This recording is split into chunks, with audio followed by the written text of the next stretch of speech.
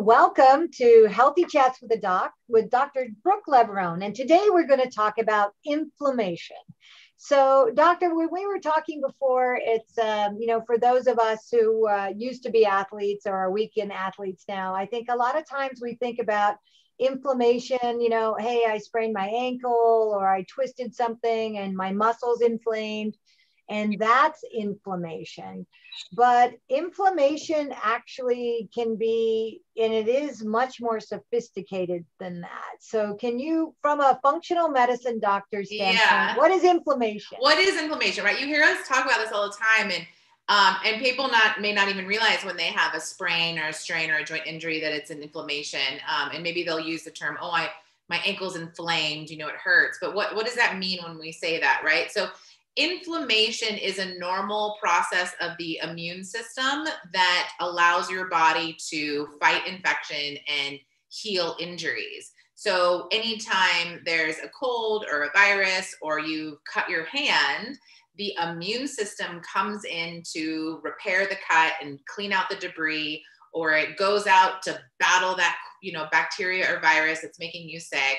And that's the immune system doing its job, which in that process of doing its job is inflammation. There is an inflammatory response as the immune system responds to fight these infections or heal these cuts.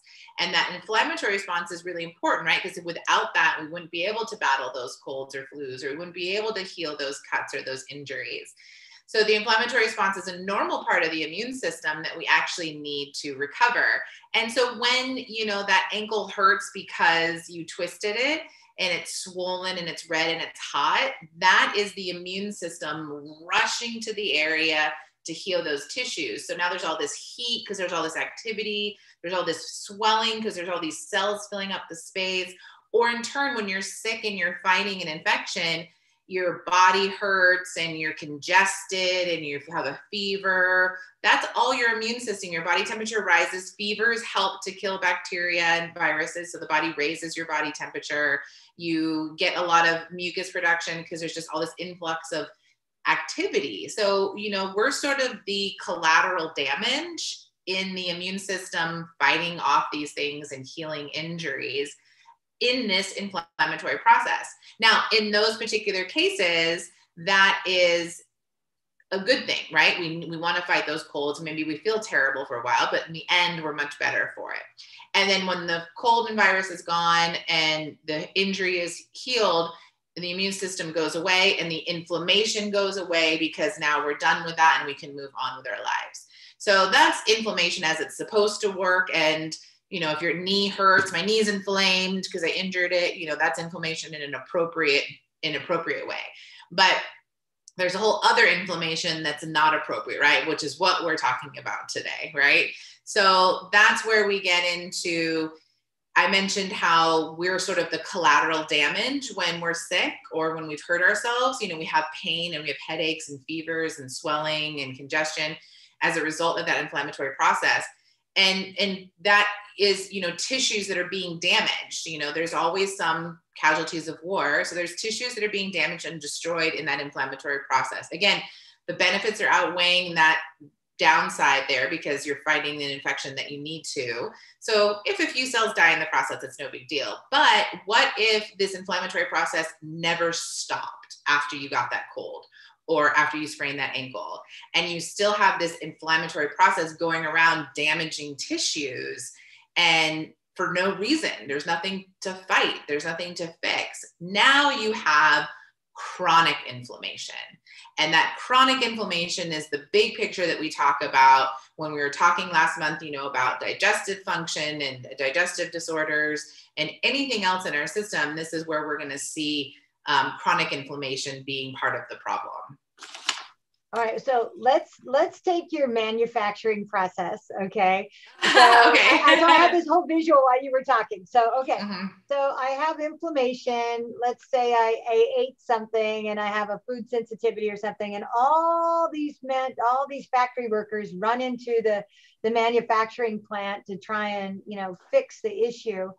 But yeah, I kind of think of it like something came into the plant and caused an alarm to go off.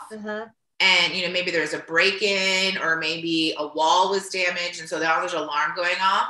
And so all the rescue workers and the firemen and all these people are running to fix the alarm and figure out where the alarm is. And in the process, they're like knocking down workers and breaking the machines in the factory, just trying to get to where the alarm is. And, maybe they get to the alarm and there is a burglar, or there was something that came up from the ground and destroyed the wall, and they need to fix it and repair it or get the burglar out, right? And so they find the thing and they get the burglar and they fix the wall, and then they leave and things go back to normal. But what if they can't find the burglar? What if the burglar keeps, like, they catch the first burglar and another burglar comes in, and then they're chasing that, and then they're chasing this one, and then this wall's happening, this wall's happening. And in the meantime, they're running around your factory, knocking out employees, breaking the machines, fire hoses are flooding the place, it's chaos, right? So that's how I would kind of tie that into our bigger analogy that we always use. Yeah, so those first responders, we want them to come in and get out, but they're staying. Right. They're staying. Yeah, they're staying. Exactly. And they're just causing a muck while they're there. Yeah. Yeah.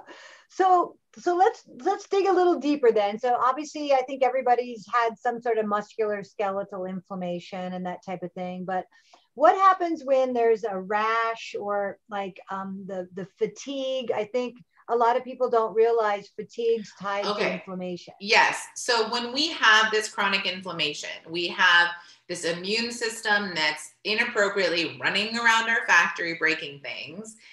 You're getting some tissue damage. And basically what people are feeling is chronic joint pain is a big one. Frequent and chronic skin rashes can be one of them. Fatigue is a big one. Difficulty losing weight is another one. Sleeping issues, digestive issues, these can all be kind of part of chronic inflammation. We also know chronic inflammation can affect hormone balance. So there's lots of reasons for hormone imbalances that we've talked about in other of our chats, but inflammation can be a contributing factor that we want to address if it is contributing to that picture. So those are some of the things that people will feel if they have chronic inflammation: fatigue, difficulty thinking, mood changes, depression, a lot of like brain fog, like just kind of, I feel like inflammation is like just a wet blanket on your body. Like you're heavy, you're slow, it's foggy, things hurt, so that's kind of really, really common too. If you wake up in the morning and it's like, oh, you're getting out of bed and like everything's stiff and kind of hurts and you have to, move everything, that's also a sign of chronic inflammation. Well, and that is what's really interesting is, it's kind of almost what would like internal inflammation, right? It's like it's your organs, right? Yeah, basically. So, say you have a cut on your hand that we were talking about, and it gets red and it's swollen and maybe it's pussy a little bit. Well, we're just inflamed kind of right there on the hand because the immune system rushed to the surface and that there's a cut that it's healing. But when we have this chronic inflammation, like we were just mentioning, and there's lots of reasons for that we'll get into, but essentially it's systemic. So it's happening, on a cellular level, it's circulating through your blood. It's getting into all the nooks and crannies. So whether it's muscle tissue and joint tissue or organ tissue, like liver tissue or in the intestines or cardiac. Inflammation is a big contributing factor to cardiovascular disease. Or brain tissue. We see that as part of our neurodegenerative diseases as well too. So it gets everywhere. It's not, so this is why, digestive health is so important, why it's great that we're following that with this topic today, because if you have stomach aches all the time and you're constantly bloated and gassy and, having GI issues, you have inflammation, and it doesn't just stick around your gut. It permeates everything. And it negatively impacts so many other areas of our health, which is why GI health is so important. But that's another piece of, where that inflammation is coming from and how it's getting to other areas of the body. Well, I know as a naturopathic doctor, one of your issues is treat the root cause. And so sometimes that can be food.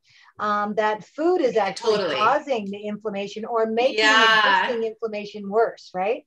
Yeah, yeah. So then where does chronic inflammation come from? I mean, that's also, a good thing for people to understand. I find that most commonly it originates in the gastrointestinal system, which, maybe you had one of the things we see is some people they'll travel and maybe they get a really bad bug and they're sick for a few days and then they just never quite get over it, right? And because once we have an inflammatory response, the trick with the inflammation system is in the way the biochemistry behind how the immune systems communicate and work together to create a normal inflammatory response.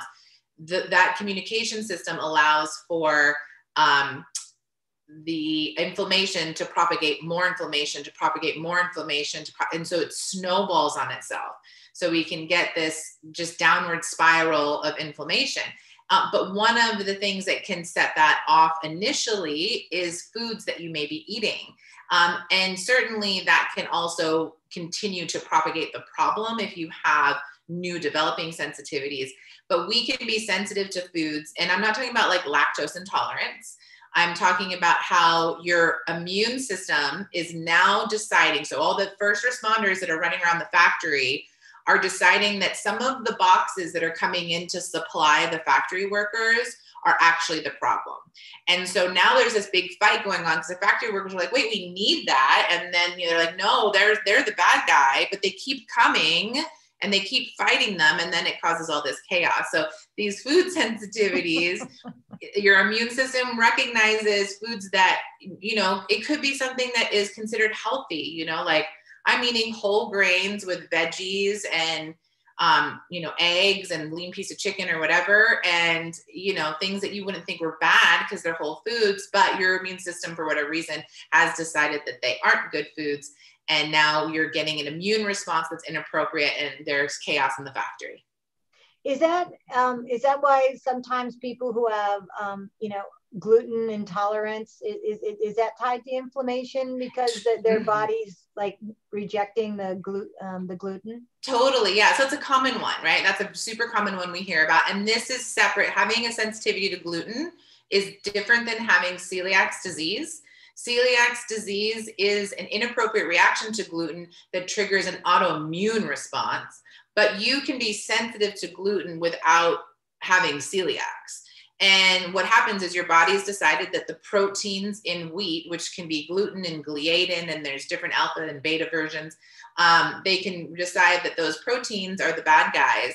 And then you create an inflammatory response. And that can be anything from, constipation, loose stools, gas and bloating, skin rashes, brain fog, depression, joint pain. I mean, a lot of things can happen from these types of food triggers that causes this inflammation. And what if you didn't know that? What if you're, walking around eating? And so gluten's a common one we think about in our culture. So people often will be like, oh, maybe I'll try not eating gluten for a while. But what if it's not good? What if it's eggs? What if it's corn? Any of these things. I've even had food sensitivities come back and it was broccoli, which is like, you should be, broccoli is good for you, right? But this particular person was not reacting. I've seen almonds come back. I've seen, God forbid, avocado come back on a food sensitivity. Not the avocado. I know, not the avocado. So there's different, there's foods you wouldn't always think about either that can trigger an immune response. I mean, typically they're bigger ones like the gluten and the dairy and the corn and the soy and the eggs. But there can be other ones too. Are there foods that are more inflammatory than others, like tomatoes or something? Right. Yeah. So there's certain foods that we know, like gluten, we know is more inflammatory. Dairy is more inflammatory. Corn and eggs can be more inflammatory. But we also see things like fried foods, packaged foods, preservative foods are also other things that we find that can contribute to inflammation. Sodas, so we're talking about like food, high fructose corn syrup, very inflammatory. Food coloring and preservatives, very inflammatory. Red meat can be inflammatory. So what you want to take home from that, so I feel like I gave a lot of things, right? I know, is you want to eat, I like to say as close to the sun or as close to the farm as possible. You want to eat the whole foods. Like, you want to avoid processing. You want to avoid adding extra sugars and preservatives. you want to avoid foods that are fried because that's more processing, right? And so when you think about it from that perspective, it's easy to then think about what you should focus on, because those foods are, you know, those closer to the sun or closer to the farm in general is going to be less inflammatory. And then there are certain food groups like dairy, gluten, eggs, corn, and soy, as well as nightshades, which is tomato, that are considered more likely to cause inflammatory triggers. Not for everybody. So tomatoes falls into the category of nightshades. So if somebody has a lot of joint pain, chronic inflammation expressing as joint pain, nightshades can commonly be the trigger for that, which is your tomatoes, your peppers, your eggplant as well too. So are there natural remedies? Like somebody said something about curcumin being really good for inflammation. Yes, I mean, I love, you know how you read stuff on the internet. So yes. like, as a doctor who's personalizing it, are there things that you recommend to patients? Yes, the 100%. I love curcumin for inflammation, by the way, especially joint inflammation. I find it works really well. I will say there's a lot of curcumin products out there, and so not all of them work the same. It's really important that you're getting enough. So I've seen people who picked up curcumin and it had like 50 milligrams of curcumin in it, and they're like, well, it's not doing anything. Well, it's only 50 milligrams. I give my patient 1,000 to 2,000 milligrams of curcumin. And that's when I see the effects come into play. Curcumin's very safe. There's been thousands of studies on curcumin that have shown up to 6,000 milligrams and higher with zero side effects. So curcumin's very, and I mean, I don't give people that many, but the point being, you can very safely take 1,000 to 2,000 milligrams. But you need to get those higher doses to get the therapeutic benefit. So I love curcumin. It acts in the same pathway that steroids act on in your body, but without causing those unwanted side effects of suppressing the immune system, and shutting down adrenals and other issues that steroids can cause. So, but it acts in the same pathway biochemically to reduce inflammation. So curcumin is very effective. Omega-3s, fatty acids, so your fish oils, also very helpful, because their immune system, when it's creating this inflammatory response, there's two sides to the immune system. There's a side of the immune system that says, okay, we got to go fight this war. And then there's this other side of the immune system that says, okay, we're done now. Everybody pack up, let's go. And that side of the immune system is fed by omega-3s. So we get plenty of omega-6s and 9s in our common diet. So I never supplement with those, because you want to boost omega-3s for that part of immune function to kind of calm things down, because we're more prone in our culture to be more in the inflammatory trigger zone. So omega-3s are how we want to balance that. So I don't do 6s or 9s. Omega-3s are what's really important. And that you want to shoot for about 2,000 milligrams of that as well, to at least 1,200 milligrams, but closer to 2,000 or 3,000 milligrams of the omega-3s. There's a bunch of herbs too. There's like boswellia and frankincense. So there's a lot of lipoic acid? I've heard lipoic acid also. I lost your volume. Oh, lipoic acid. Can you hear me? No. Oh, I can. I lost you on the Instagram. But I've heard about lipoic acid. Is what are your thoughts about that? Look, it's not my first go-to for inflammation, but it can help. It works on the liver so alpha lipoic acid. It works on the liver with helping reduce blood sugar. It also acts as an antioxidant. And so one of the things with inflammation is that it causes oxidative stress. And free radicals. So, those casualties of war that happen is because there's a lot of oxidative stress taking place when there's inflammation. That's what's actually causing some of that unwanted cellular damage. And so those oxidative stress, these are free radicals, which we can also get from toxins in our environment, but we make them too in our own body. But antioxidants are really helpful in combating that oxidative stress. So alpha lipoic acid also acts as an antioxidant to help reduce that oxidative stress, or in other words, reduce free radicals, which reduces tissue damage, which reduces pain. So alpha lipoic acid can also be another option for that as well too. Curcumin does the same thing as well. So in addition to acting on that same steroid pathway, it also acts as an antioxidant. glutathione, resveratrol, vitamin C, all those as well too are going to be helpful in that process. So again, gosh, we're running out of time again. So I guess to summarize, it's that there are things that you can do for acute inflammation. There are things that you would recommend for chronic inflammation. And then there's like maintenance. So what would be really important for someone to hear is that get to a functional medicine doctor who can do a good assessment, right? And create that personalized plan. Yeah, exactly. And you can start with a whole foods diet. And we know that eating close to the sun, reducing packaged processed foods, and even cutting out the big known food groups like we talked about, dairy, gluten, egg, soy, and corn, and maybe those nightshades. You can start with that. You can also try some of those supplements like curcumin and omega-3, but really to fully evaluate if you are in a chronically inflamed state and why, and how to address as there's food triggers there, is going to be important to know, and that's going to be done with a functional medicine doctor. And it's really important. Chronic inflammation is not just about reducing pain. Inflammation is the root cause of all disease pathologies. So whether we're talking about cardiovascular disease, which we already talked about, Alzheimer's and neurodegenerative diseases, osteoporosis and degenerative joint disease, as well as cancers and inflammatory bowel diseases. Inflammation is the root of all of these disease pathologies. So it's not just about reducing that pain, it's about optimal wellness and preventing disease. So it is important to assess the situation, talk to somebody about helping you with that.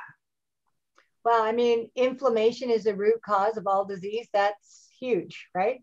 Yeah, I mean, it's kind of a big deal. Okay, well, that's the takeaway. Inflammation's a big deal. Yeah. Doctor, thank you. It was wonderful to see you. I'll see you next week. Take care. Get some sleep. Yes. All right. Bye-bye.